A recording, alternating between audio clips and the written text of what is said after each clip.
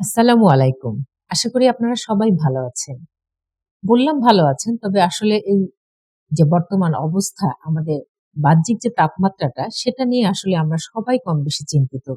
ভালো থাকাটা একটু কঠিনই বটে। তবে আমরা আমাদের মায়েরা যেন, গর্ভবতী মায়েরা যেন ভালো থাকেন, এজন্য কিছু কথা আসলে বলা উচিত। প্রথমত আসি যে এই যে এক্সট্রিম হিট আমরা বলছি আমাদের প্রতিদিন খবরের কাগজে, টিভির পর্দায় আমরা দেখছি, সেখানে মায়ের উপরে কি ধরনের প্রভাব ফেলতে পারে যদি এই সময় মারা সতর্ক না থাকেন? সেটা কি ধরনের প্রভাব ফেলতে পারে? দেখা যাচ্ছে যে সেই মায়ের উচ্চ রক্তচাপ হতে পারে। দেখা যাচ্ছে এদের ক্ষেত্রে এই সময় গর্ভকালীন ডায়াবেটিসের প্রবণতা বেশি দেখা যেতে পারে। এদের আ সময়ের আগে ডেলিভারি হয়ে যাওয়ার একটা প্রবণতা দেখা যায় এবং দেখা যাচ্ছে যে ১ম ৩-৪ মাসের সময় যে মারা প্রেগন্যান্ট থাকেন, তাদের ক্ষেত্রে একটি গর্ভপাতের সম্ভাবনাও থাকে এবং একই সময়ে জন্মগত ত্রুটি সম্পন্ন বাচ্চাও কিন্তু হতে পারে। আর কোন একটা মা এ সময়ে যদি দেখা যাচ্ছে প্রসব বেদনার পর ডেলিভারি হওয়ার পরে যে জরায়ুটা আমরা বলি, সেটার সংকোচনে একটু বাধাগ্রস্ত হতে পারে। সেক্ষেত্রে হতে পারে কি প্রচুর পরিমাণে রক্তক্ষরণও হতে পারে।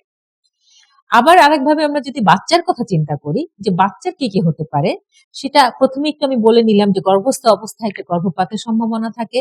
এছাড়া এই গর্ভকালীন সময়ে, এই সময় তাপমাত্রা যতদিন এরকম বেশি থাকবে দেখা যায় যে একটি বাচ্চা অ সময়ের তুলনায় কম ওজন সম্পন্ন হতে পারে। যেটাকে আমরা ডাক্তারি ভাষায় ফিটাল গ্রোথ রেস্ট্রিকশন বলি।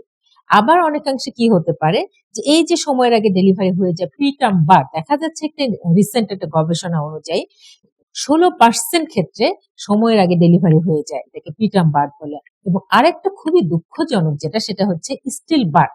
দেখা যাচ্ছে যে জন্মের সময় মাটা একটা মৃত বাচ্চা প্রসব করছে। এটার পার্সেন্টেজও কিন্তু অনেক ক্ষেত্রেই বেশি দেখা যায়। দেখা যাচ্ছে যে স্টাডিতে যেটা এসছে সেটা 46% হায়ার দ্যান নরমাল, অর্থাৎ স্বাভাবিকের তুলনায় ৪৬% বেশি হতে পারে এই এক্সট্রিম হিট বা অতি তাপমাত্রা ওই সময় যে গর্ভবতী মারা থাকেন। তো সুতরাং আমরা এই অবস্থার সৃষ্টি যেন না হয় সেক্ষেত্রে আমাদের সচেতন থাকতে হবে এবং আমাদের কি করতে হবে? মাদের কিছু নিয়ম মেনে চলতে হবে। সেই নিয়মগুলো কি? প্রচুর পরিমাণে এই সময় পানি খেতে হবে এবং তরল জাতীয় খাবার, শরবত খেতে হবে। লেবুর শরবত হোক, যে ধরনের ডাবের পানি হোক, খাবার স্যালাইন হোক, এগুলো বারে খেতে হবে। বারে অল্প করে খাবার খেতে হবে যাতে মেটাবলিজম আমরা বলি, সেই মেটাবলিজম বা এই যে শরীরে তাপমাত্রা মেটাবলিজমের সময় খাবার হজম করার সময়ও কিন্তু একটা তাপমাত্রা তৈরি হয়। এটা যেন একটা ব্যালেন্স অবস্থায় থাকে। আবার এই সমস্ত মারা আমরা বলি ঢিলেঢালা সুতি কাপড় পরতে এবং দিনের ভাগে যে সময় বেশি তাপমাত্রা থাকে এই সময় সাধারণত রোদের সংস্পর্শে না যাওয়া এবং আমরা সাধারণত বলি যে বেলা ১০টা থেকে ২টো পর্যন্ত রোদের সংস্পর্শে যাবেন না এবং পারতপক্ষে যদি বাসার যে কাজগুলো থাকে সেগুলো হচ্ছে আসলে ভোরের দিকে বা সকালের দিকে অথবা বিকেলের দিকে কাজগুলো করে নিতে। আরেকটা কথা আমরা বলি যে এই সময় প্রচুর পরিমাণে ভিটামিন এবং মিনারেল জাতীয় খাবার খেতে হবে। সেগুলো কার মধ্যে থাকে? সেগুলো আমরা প্রচুর পরিমাণে ফ্রেশ যে শাকসবজি বলি, ফলমূল বলি, এগুলোর মধ্যে কিন্তু প্রচুর পরিমাণে ভিটামিন থাকে। আর কি হবে? এবং ঠান্ডা জায়গায় ঘুমাবে এবং প্রচুর পরিমাণে বিশ্রাম নিবে এবং একই সাথে আমরা কি বলি ক্যাফেইন জাতীয় যে খাবার অর্থাৎ চা কফিটা এই সময়ের জন্য একটু মারা এভয়েড করে চলবেন।